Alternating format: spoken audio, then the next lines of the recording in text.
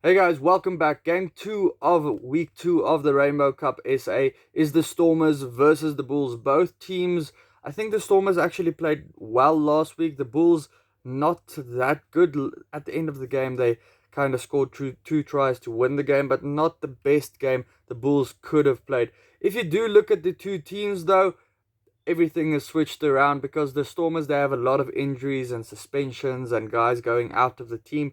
With the Bulls, they bring back a lot of big names, so that does change a lot for the squad. In the front row though, the Stormers, they welcome back Mbunambi from the bench onto the starting team. That does strengthen their front row. Mbunambi is a very strong scrummager as well. Kitshoff Malherbe is the two props there, also two strong scrummagers. If there's anything that the Stormers did win last week, and that was the scrum time. And I think this week around, again, the Bulls, they do have two strong scrummagers, but Mornay Smith and Steenekamp against two Springboks there, I do think will struggle a bit. Johan Grobler at the hooker as well probably does lack a bit against Mbunambi. When you do get to the two locks though, the Stormers do have Murat and Schikkeling injured now, so Mayhazen and Ori are the two locks there. So for me, the Bulls with Steenkamp back in the starting team, along with Nortje, who's been brilliant so far since he's announced his name with the Bulls.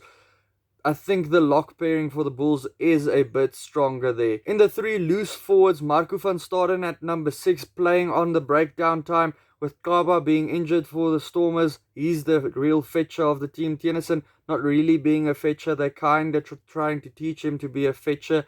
So I think the Bulls also will dominate breakdown time. Remember, Kitshoff, he's kind of the guy you look at breakdown time for the Stormers if there isn't the other breakdown king. Pieter-Steph du Toit, he was so good last week in his first outing in a year and a half. He's up against Ulrich Low, and that's going to be a big battle because if Pieter-Steph du Toit was still injured come British and Irish Lions time, at number 7, we would probably have looked at Low or Chatuka. So Low will want to prove why he was in reckoning, and this is probably one of the last times, the second last time probably, he will have a chance to prove himself against the best number 7 in South Africa. Dwayne Vermeulen at number 8, he's back for the Bulls, the true captain of the side, and that's a big name for them to welcome back against his previous team. Evan Roos at number 8, he's probably starting because he's probably been practicing there the whole week since Engelbrecht.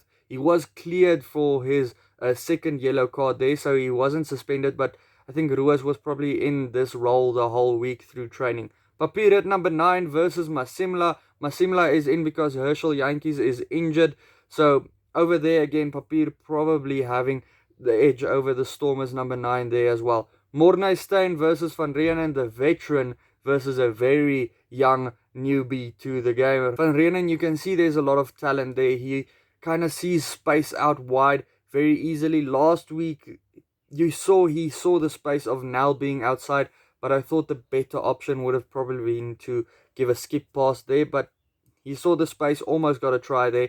He's up against the maestro in Mornay Steyn, who's just brilliant. Last week when he came on for the Bulls from the bench, everything changed and they ended up winning that game.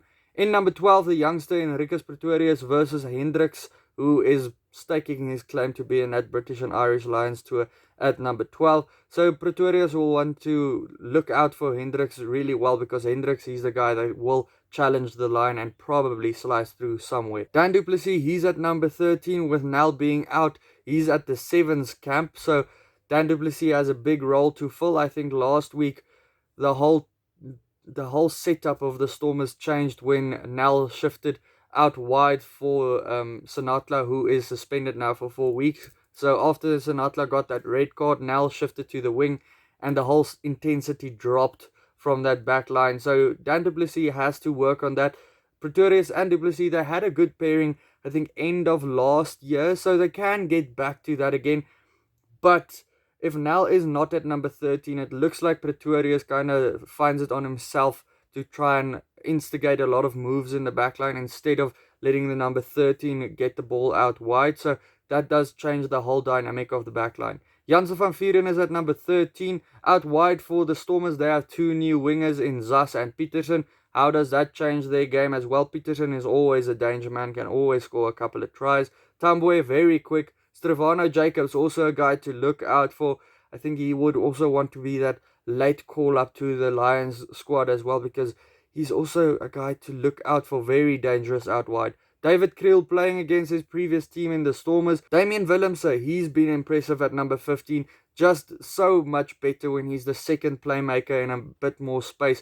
Getting his big boot as well. A good step in a better space as well. So I think that is the true position he should be playing at the moment. I've been a guy that's always wondered where he should play, but at the moment he's playing really well at number 15. On the bench, there's a couple of changes for both teams as well. Both bring in other hookers on the bench, with Ntubeni and Erasmus on the bench for the Bulls. Lions and Fushia, that's a youngish pairing for the props. Fushia, very strong scrummager for them. Kuboka and Van Rooyen, that's a veteran lineup there coming on for the Bulls, so they can end up with a very good scrum at the end of the game. And that's also two guys that I thought changed the game for the Bulls at the end of last week to win it for them. Janku Swanepoel and Arends van Ryn are the two lock replacements.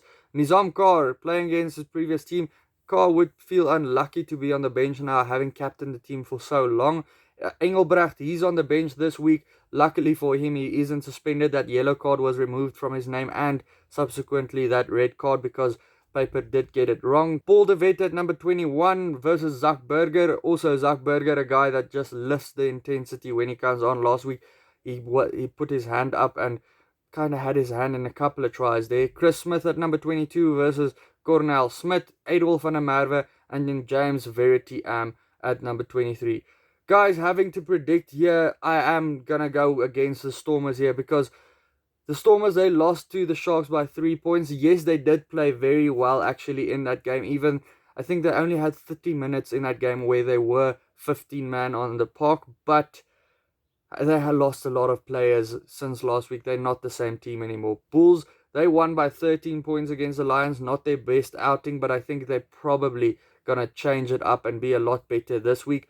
The Bulls, they also won the last 3 encounters between these teams. The home team usually wins between these two sides, but I am going to go for the Bulls to win it by 3 points. Guys, let me know your prediction down in the comments below. Also, check out these videos next to me. Hit the subscribe button if you do like the channel, and then I'll see you for the next one. Cheers.